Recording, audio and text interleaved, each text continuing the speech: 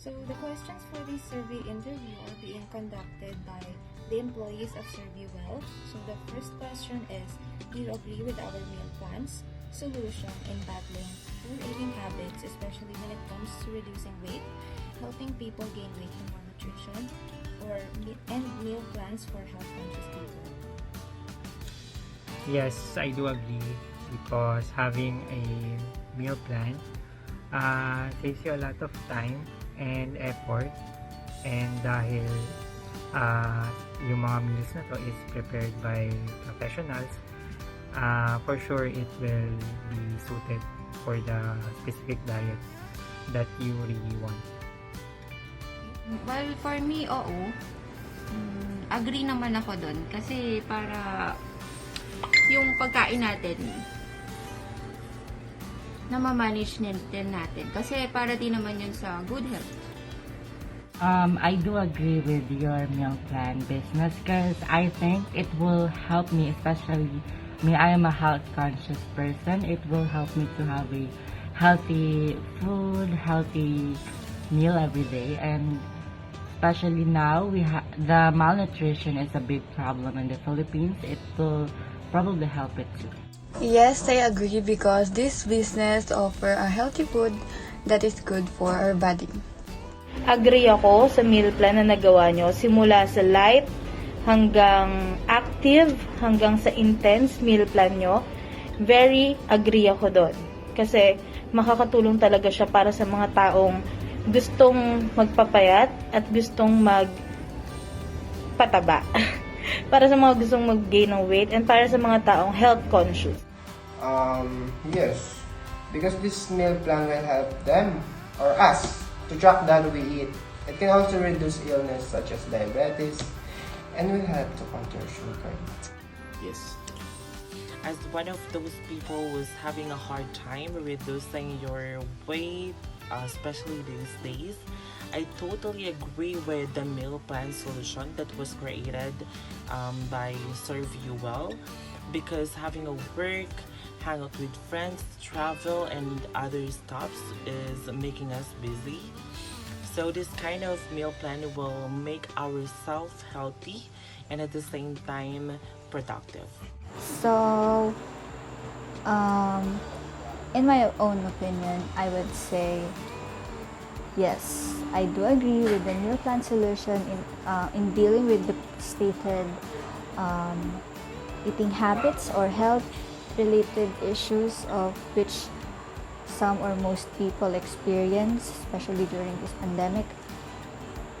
Because when I looked into their brochure about the SurveyWell business, it kind of, I would say, addressed my own health-related issue, especially that I really have a hard time gaining weight even before I was younger. So when I went over the brochure, I would say, aside from being interested with what SurveyWell offers for me, I think everything or all of the solution they provided in their business really tailor-fitted the actions in accordance to the eating habits or health-related issues of people or the customers they will have in the future. Thank you. For second question is, are you including the prices of our meal plan package products, not including the Grab fixed rate delivery? So our meal plan prices includes light, active, and intense. For the light, that amounts for 550 pesos. For active, 650, and for intense is 750. Yes, I do agree with those prices. Like I said nga dun sa first question,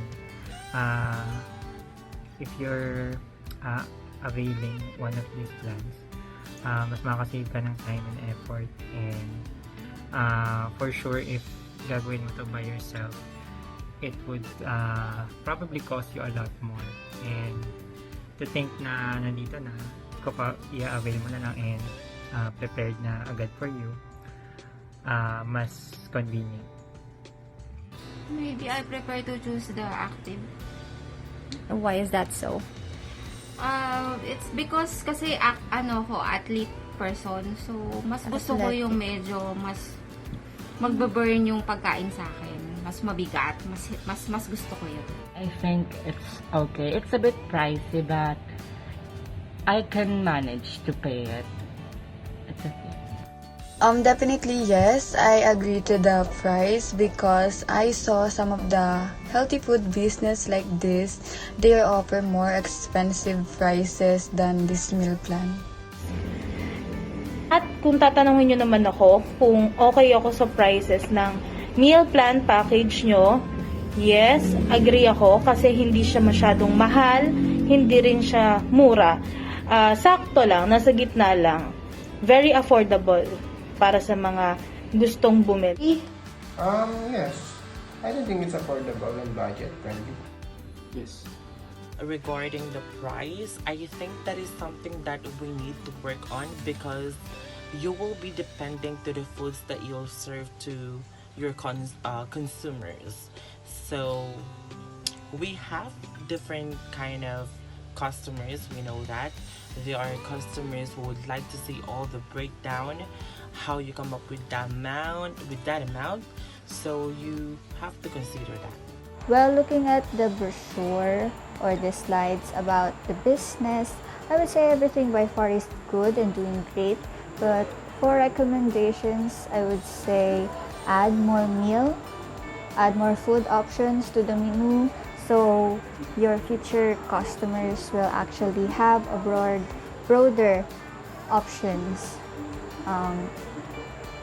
when they look into your menu. Question number 3. What do you think are the benefits of having meal plans? The benefit of having meal plan siguro for me is that you don't have to think of what kind of food are you going to prepare kasi andun na yung mga option mo. You just have to choose and hindi mo na kailangan mag-worry about the ingredients because they will solve that problem na rin for you. And yun nga, it's convenient in every way. Lalo na kapag health conscious ka talaga. Siguro kasi para alam mo yon yung tipong may mga tao kasi na mas gusto nila yung mas madali para sa kanila makakain agad kasi yung nutritions nga alam na nila yon. So hindi na ako mamimili, hindi na ako ma-hassle. Okay. So, are you at least willing to purchase our meal plans? Yes, of course. Okay. For your recommendations for the betterment of our meal plans, is there any? Nothing else. Okay. Thank you. What? For me, the benefits of having meal plans is mas magiging okay yung pag-take mo ng pagkain and malalayo ka sa mga bad eating habits mo pag may meal plans ka. Meron kang magandang meal every day. Number 1, it helps us to avoid wasting of food. Number 2 is it helps not to waste money and it saves time. Lastly, it helps us to control our bad eating habits that is not good for our body. Masasabi ko ang benefits ng meal plan is para rin makontrol yung pagkain ng isang tao. 'Di ba? Lalo na para sa mga nagpapapayat. Makokontrol nila yung pagkain nila tuwing breakfast, lunch, hanggang dinner. Kung may meal plan sila, talagang makakatulong siya. We will learn how to control our food intake. And of course, as it is only plan, we can also avoid wasting food. Having a meal plan will help you see how much you're actually eating, and it will help you to prevent overeating and also the unhealthy options. And lastly, it will help you save time, so you have a free time to do other activities. There are a lot of benefits of having a meal plan. First is it saves our time. Planning your meals for the week can help you to manage your time better. And second is the portion of control. If your goals are weight loss driven, prepping in advance can help you manage your portion sizes, which means you'll be less likely to overeat. And lastly is it reduces the amount of food waste, which was already provided to the meal plan solution that Service Well already provided. So whether you're planning out your meals or using a food delivery service to manage your meal prep, it can really help reduce the amount of food you waste, and there's a lot of more benefits. I have to agree because the meal will already be prepared for you by the business people or the people who will be handling Serve You Well. So if you think that the prices are too high, just imagine the expensiveness of the ingredients which will be used, the materials like electricity, the labor of the people. Why would you think that the prices of the meal plans are too high when it's just appropriate, and especially when the meal plan are worth its price, right? So yeah, I do agree with the prices set for the meal plan packages. Okay, for the next question is, would you purchase our meal plan or are you at least willing? Yes, I will purchase the meal plan kasi syempre lalo na in this kind of times, pandemic, mas mabuti na maging health conscious ka, and having a meal plan saves you a lot of time, and parang it serves you well for your health. Yes, of course. Okay. For your recommendations for the betterment of our meal plans, is there? I will probably purchase it because, as I said earlier, I am a health conscious person and I think it will be very helpful. Yes, I will purchase because I like all the different meal plan that they offer. And kung ako tatanungin nyo kung bibili ako ng meal plan nyo, syempre, bakit naman hindi, di ba? Kung very affordable ang price at talaga namang saktong-sakto yung pagkain, di ba? Talagang mag-purchase ako. Yeah. Personally, most of the time when I crave for some fast food and I have the money, I have the means to order it, I would order it, and I need to have it during that moment. So I think having meal plans are really important and beneficial, especially for health conscious people. So they're constantly looking after their or they constantly track what they eat during the day. So I think it's beneficial, especially that most people are not sure if they're eating healthy food. And yeah, because if you think about it, most people think of the food they'll eat like impulsively. Like what I mentioned, if I wanted to eat McDonald's, I would really need to eat McDonald's because I would already crave for it.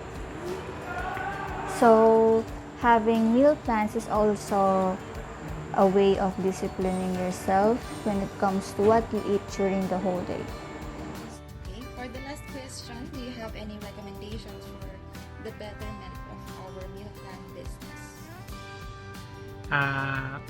For my recommendation siguro is sana in the long term you will have more flexible plans, more menus, parang more choices, para naman hindi siya nagiging repetitive sa mga customers. Nothing else. Okay, thank you. What? The only recommendation I think is that you should think of the prices carefully because maraming tao ang gusto ring magkaroon ng meal plans. If the price is affordable, marami kayong customers na makukuha. Thank you. Recommendation, I think none because the business is perfect. And kung meron man akong recommendations, masasabi ko na wala na. Kasi tamang-tama yung paggawa nyo ng package nyo para sa meal plan nyo. You can use more fruits, veggies, fat-free and low-fat dairy products so you can achieve that volume of customers. Thank you. My only recommendation is about the price. Because as what I've mentioned earlier, it shouldn't be that fixed because every meal has different ingredients and price as well. And in order for the customer to not question your amount, you should provide a breakdown of everything you do because it is the right of the customer to see it. Well, yeah, I'm not getting any younger, so, and during the past few months or the past few years that I became self-aware, I was really concerned with how hard it was for me to gain weight. So I'm really interested to give this a try, and especially that I would say I'm a malnourished person, which is kind of hard to admit for a girl entering their adulting stage or phase or whatever you call it.